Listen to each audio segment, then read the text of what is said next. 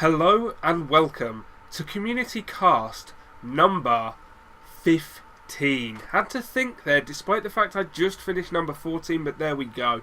You are watching the YouTube channel for Sarcasm Gaming, and I am your host, the vocal terrorist, Jesse Rain. For those of you confused at the format, I take the replays of people from my friends and Sarcasm Gaming community, and I cast them and upload them to YouTube so they get their own replays casted. I've had this used before in various ways. This isn't the first time I've done this kind of thing, obviously. It's the first time I'm doing it for Sarcasm Gaming. Some people are using this just because they want to see themselves casted. They're not at the professional level, they don't take part in so many competitions, and it's nice for them to have that feeling that someone cares enough to commentate on their games, and I think that's deserved. Other players have used this. My friend Wolfie, when he was signed to Team Betamax, hit me up and he was like, dude, can you cast some of my replays for YouTube? Because my boss would like to use them as a promotional tool. I said, of course, because I am a good friend to my friends. So anyway, we're back with Niftynathan, who is our blue Terran, and this time he's up against the Protoss. The theme of today, by the way, in all 5 replays is I am not repeating a matchup as far as I'm aware. We've got TVT, TVP, PvP, TVZ, and then a surprise for number 18, so look forward to that. I'll be taking a break partway through this. I'm going to do this replay and then one more, and then go out and get some lunch, and then I'm going to come back and do the final 2. I don't know if I'm going to start uploading the 3 or if I'll just upload all 5 at once like a total boss. Either way, I'm going to see how it goes. So this is interesting for me because of course these are going to be diamond or top diamond low masters level players. Because that's kind of the place I have Niftynathan in my head. He might be in Diamond, but he's been in Masters and he knows what it takes to be in Masters. So it's interesting to see what build orders they're going for. So this Protoss is going to do a 1-gate gasless expand, which is news to me. I have literally not seen that before. At least if I've seen it before, it hasn't registered properly that it was gasless. Normally when I see the 1-gate expand, it's with gas, because you still want that warp gate out. As it is, he's just scouting around for anything proxied, but Nathan is proxying outside of the base, and this is why I don't like the 1-gate gasless expand. Okay, with the double gas, I guess you could put 2 in each. I mean, you could even put 3 in each, and just absolutely spam out that gas. So yeah, this could go well. The question is, how well is he going to be able to cope with this double racks? It's a late double racks. It's not an all-in. Well, it's yeah. Because it's 3 racks total, so it kind of is an all-round. Sorry, my brain is gone. So normally when you see proxy racks like this, you expect to see the 12-14 racks. This racks goes down at 12, this goes down at 14, but of course we had one built at the main base as well. So this is just a 3 racks, with 2 of them proxied for faster reinforcement.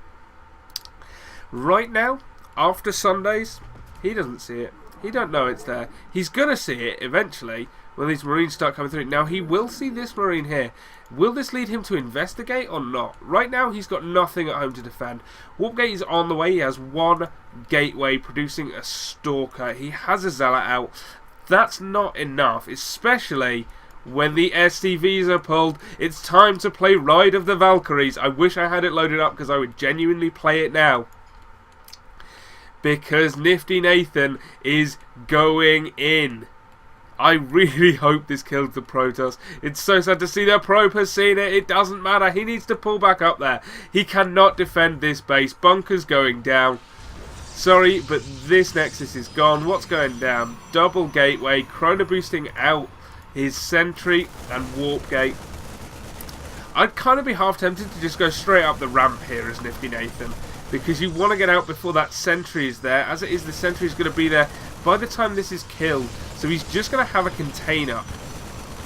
He will not be able to get up that ramp, at least immediately. And he does run the risk of being cut in 2 with a well-placed force field. So I would not advise going up there. But now he's in this kind of quandary. Yep, there we go. All the SCVs are going to go down. But it has forced him to use that one force field that the sentry has. So once this force field falls, he will not have another one in time. 2 more gates gone down, so now Nathan can get up here, and he still has some SCV, so he can start to build bunkers again. So this has worked out incredibly well for Niftynathan, only losing those SCVs that he didn't really need. He was only using as buffers and to help put up the bunkers. Probes pulled now, which is always a bad situation for a Protoss to beat in. 2 sentries out, but they're not actually going to help so much anymore. The Zealot was where it was at, and that Zealot is dead. So now it's really down to the Stalker and the Probes. Oh, sorry, 2 more Zealots, but they will die. There we go. More and more Probes being killed. What are we up to now? We're up to 16 Probes killed to 8. It's 16 SCVs to 12 Probes. These Marines will, it looks like, finally get taken down. Oh man, to get a sentry kill here as well would be just the icing on the cake. But more and more Probes looking to fall. So it looks like this game will continue, but man, the Protoss is behind. He has 5 gates up and he can't use them because he doesn't have any money. And we still have more Marines streaming in to hold these bunkers. And he can actually do a ton of damage here, look. Watch as he tries. He's focusing on Stalkers rather than the sentries here, because the sentries don't matter so much. He knows after Sundays he's perhaps looking to go across the map and counter-attack. Those sentries will not help so much with that. It's all about the Stalkers to do the damage. As it is though, with a wall up, he can put a bunker here, get some units behind it, lifts his 2 racks and floats them back to here, throwing down a factory. He should be perfectly safe. There is a proxy pylon. I don't think it's going to matter all that much. Excuse me guys, I do have a pretty bad head cold, as happens sometimes to us gorgeous casters.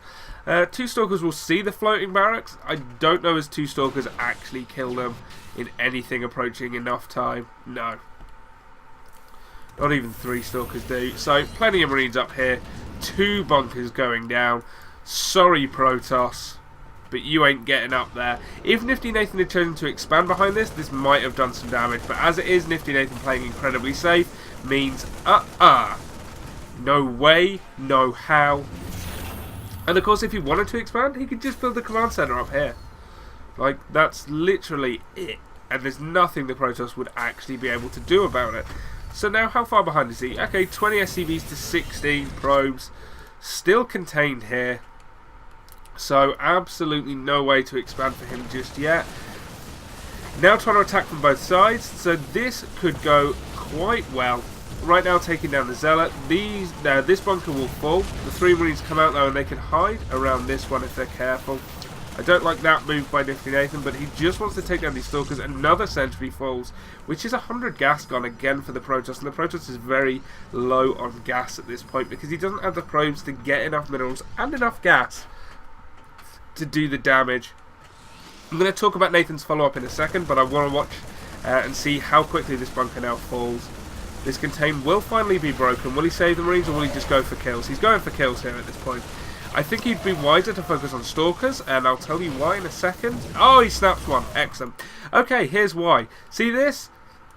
Building a Banshee. Oh, I thought he was researching Cloak. I guess not. Never mind. That's my bad. I thought he was researching Cloak, so I thought he would just bring a Banshee in at the back of this base and start killing everything, because there's going to be no Robo up. And I felt with if he focused on killing Stalkers and got some nice Stalker kills, he could absolutely devastate this worker line. There would just be no way to stop it. Because if the Stalkers came in while he was cloaked, the Banshee could then take them down because there'll be less Stalkers. And then by the time Cloak runs out, he'd have just been absolutely nailing it. As it is, actually going for Siege Tech in a TVP. So this is going to be a 6-1-1 with only 3 racks. You know what I'm talking about. It's going to expand. That's what it's about now. It's about expansions. Expansions are where it is at in this house. It's not going to be a one-base game. It almost was. The Protoss very nearly fell, but he did manage to hold. The problem is, can he stabilise? It's 38 supply to 62. It is 24 workers to 21, but with mules as well, they're expanding at roughly the same rate, so this isn't going to be the biggest bonus. He absolutely has to get it up.